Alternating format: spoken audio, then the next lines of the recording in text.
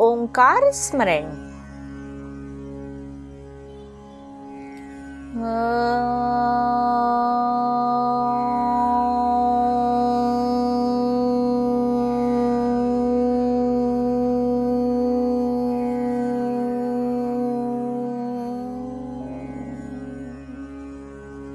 दोस्तों, आज के प्यारी सी कहानी का शीर्षक है सती शिरोमणि की पवित्रता। एक दिन राजा भोज ने कालिदास से पूछा, कविवर, हमारे देश में कोई सती शिरोमणि नारी है? कालिदास ने सोच विचार कर उत्तर दिया, राजन, सती स्त्रियां आपके देश में बहुत है, पर सती शिरोमणि तो एक ही है। राजा भोज ने पूछा, वह कौन है? कालिदास ने उत्तर दिया, इस नगर में शंकर शर्मा नाम के एक ब्राह्मण रहते हैं। वह धनहीन है, परंतु किसी से कुछ मांगते नहीं। उन्हीं की स्त्री सती शिरोमणि है। वह केवल अपने पति को ही सर्वस्व मानती है। उसकी सेवा में दिन रात रहती है। वह पर पुरुष का मुंह नहीं देखती, कभी घर से बाहर नहीं निकलती। सती शिरोमणि की प्रशंसा सुनकर राजा भोज उसके दर्शन के लिए उत्कंठित हुआ। उसने कविवर से पूछा, क्या किसी तरह मुझे उस देवी का दर्शन मिल सकेगा? कालिदास ने उत्तर दिया, दर्शन मिलना कठिन है महाराज। वह ब्राह्मण है तो निर्लोभी, पर संभव है धन देखकर लोभ में आ जाए।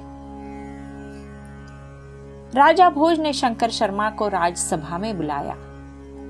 प्रस्थान करते समय उनकी स्त्री ने उनसे हाथ जोड़कर कहा था, स्वामीन, यदि राजा धन दे तो न लेना। धन से लोभ और मद उत्पन्न होते हैं और उससे हमारा नियम भंग हो जाता है। धन ही अनेक अनर्थों की जड़ है। जिनके पास धन रहता है वह मनुष्य को मनुष्य नहीं समझता। अनेक अत्याचार दुराचारों का आगार ही यह धन है। इसके कारण भाई भाई में झगड़ा होता है, पिता पुत्र में मारपीट होती है। धन से मनुष्य को कभी शांति नहीं मिलती और नहीं संतोष। जितना अधिक धन आता जाता है उतनी ही तृष्णा बढ़ती जाती है। तृष्णावश मनुष्य नाना प्रकार के पाप और दुराचार करता है। अतः सुख का कारण धन नहीं है, संतोष है। संतोषी व्यक्ति अपने जीवन में कई प्रकार के सुख और आनंद को प्राप्त करता है। धन के रहने से अशांति उत्पन्न होती है। वह निस्पृह ब्राह्मण जब राजसभा में पहुंचा तो उसे आदर पूर्वक बैठाया गया। राजा ने स्वर्ण दिनारों से भरे हुए 2 थाल मंगाकर उस दरिद्र ब्राह्मण को भेंट दिए। ब्राह्मण ने लेने से इनकार कर दिया। राजा ने समझा शायद यह ब्राह्मण को अल्प प्रतीत हो रही हो। यह सोचकर राजा ने 2 थाल मोहरों से भरे और मंगवाए। हंसकर उस गरीब ब्राह्मण ने कहा, राजन, आप यह न समझे कि इन्हें कम समझकर मैंने नहीं लिया है। वास्तव में मुझे धन की अभिलाषा नहीं, मेरा धन तो नित्य कर्म है। कहिए, आपने मुझे किस काम से बुलाया है? राजा बोला, महाराज, मेरी इच्छा केवल आपके दर्शन करने की थी। किसी विशेष कार्य से मैंने आपको नहीं बुलाया।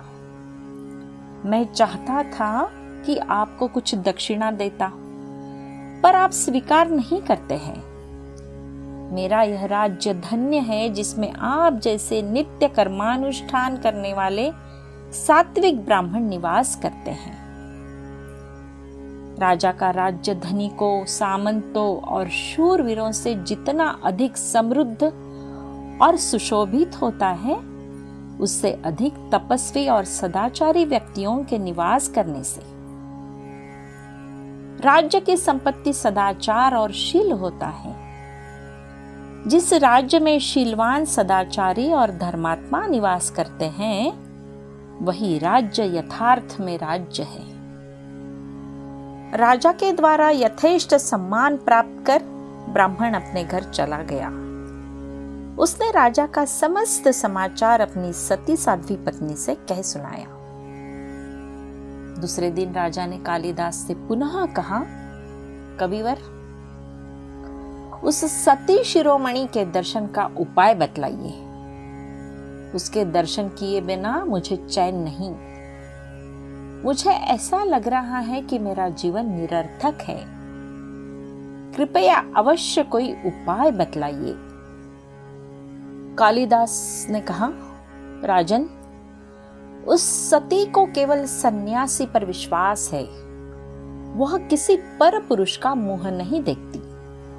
अतः यदि आप सन्यासी बनकर उसके द्वार पर जाए तो आपको उसके दर्शन हो सकते हैं। इसके सिवा अन्य कोई भी उपाय उसके दर्शन का नहीं है। सती शिरोमणियों का प्रभाव अद्भुत होता है। उसके सतीत्व के तेज के समक्ष पापों का पाप और दुराचारी का दुराचार काफूर हो जाता है। कुभावना लेकर यदि कोई भी व्यक्ति सती के समक्ष जाता है तो उसका सर्वनाश निश्चित है। अतएव आप पवित्र विचारों सहित सन्यासी के वेश में उसके दर्शन कीजिए। राजा बोला, कविवर, वह शंकर शर्मा तो मुझे पहचानता है, अतः वह सन्यासी वेश में जाने पर मुझे पहचान लेगा तथा कपटाचारी समझकर अभिशाप दे देगा। कालिदास ने कहा, राजन, उस शंकर शर्मा को अपनी राज्य सभा में बुला लीजिए और उसे किसी धार्मिक अनुष्ठान में लगा दीजिए। इस बीच आप सन्यासी के वेश में वहां जाकर सती शिरोमणि के दर्शन कर लीजिए। कालिदास के परामर्शानुसार राजा ने शंकर शर्मा को बुलवाया और उसे एक धार्मिक अनुष्ठान में लगा दिया, जो अनुष्ठान 3 दिन में समाप्त होने वाला था। राजा भोज गैरुआ वस्त्र धारण कर और दंड कमंडलू लेकर शंकर शर्मा के द्वार पर जाकर बोला, भिक्षान्नम देहि। सती ने सन्यासी की आवाज सुनकर भीतर से उत्तर दिया, अभी भोजन बनने में थोड़ा विलंब है, तब तक आप वृक्ष के नीचे बैठ जाइए। भोजन बनते ही आपकी सेवा में प्रसाद आ जाएगा। कृपया थोड़े समय के लिए धैर्य धारण कीजिए। सन्यासी वेशधारी भोज ने कहा, मैं यहीं बैठूंगा। उनके हठ पर सती ने वहीं बैठा रहने दिया। भोजन तैयार होते ही वह सफाई से परोस कर ले आई और बैठकर सन्यासी के लिए उत्तम आमों का रस निचोड़ने लगी। यद्यपि आम सभी रस से परिपूर्ण थे, पर रस एक से भी नहीं निकला। यह देखकर सती बोली, हे आमो, तुम रस क्यों नहीं छोड़ते? मैंने तो आज तक पर पुरुष का ध्यान तक नहीं किया। क्या राजा भोज जो सत्यवादी था आज परस्त्री पर मुग्ध है? सती के मुंह से उक्त शब्द निकलते ही आमों का रस निकलने लगा। राजा ने विचार किया, सती को मेरा कपट मालूम हो गया है। न मालूम यह कौन सा श्राप देगी। सती का तेज वज्र को भी क्षार कर सकता है। उसके समक्ष इंद्रादि भी नतमस्तक होते हैं। न मालूम मेरी क्या स्थिति होगी। अब मुझे सती के चरणों में गिरकर क्षमा मांग लेनी चाहिए।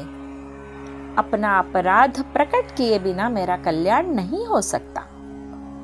यद्यपि मैंने किसी बुरी भावना से ऐसा नहीं किया है, मैं तो सती के दर्शन कर अपने को पवित्र करना चाहता हूं। हे भगवान, मेरी विचारधारा मुझे बहुत कष्ट दे रही है। मुझे ऐसा अनुभव हो रहा है कि मैंने बहुत बड़ा पाप किया है। इस पाप के उदय से न मालूम मेरी क्या दुरावस्था होगी। चला था अपनी आत्मा को सती के दर्शन से पवित्र करने, पर हो गया उल्टा। सती का अभिशाप एक पीढ़ी को ही भस्म नहीं करता है, बल्कि वह अनेक पीढ़ियों को भस्म कर देता है। सती के कोप से बचाने की क्षमता किसी भी देव दानव में नहीं है। उसका क्रोध अग्नि और वज्र से भी बढ़कर होता है। इस प्रकार विचार कर राजा भोज सती के चरणों में गिर गया और क्षमा याचना करने लगा। सती शिरोमणि बोली, राजन, आप डरे नहीं। आप हमारे राजा हैं और हम आपकी प्रजा हैं। अतः आप मेरे पिता के समान हैं। आपके मन के विचारों को मैं जानती हूं। आप सत्यवादी हैं, पराई स्त्री के त्यागी है। आपके उच्च और महान विचारों की सत्यता इन आमों ने ही सिद्ध कर दी है। यदि आप लंपट होते तो इन आमों से रस नहीं निकलता। आपकी पवित्र भावना का संकेत आमों से रस निकलना है। यदि मैं आपका मन दूषित देखती तो आपको अभिशाप देकर भस्म कर देती, पर आपका मन अत्यंत पवित्र है। अतः मैं आपसे प्रसन्न हूं। आपका मंगल होगा। आपका राज्य, प्रजा, धन, जन सभी की समृद्धि होगी। धन्यवाद दोस्तों।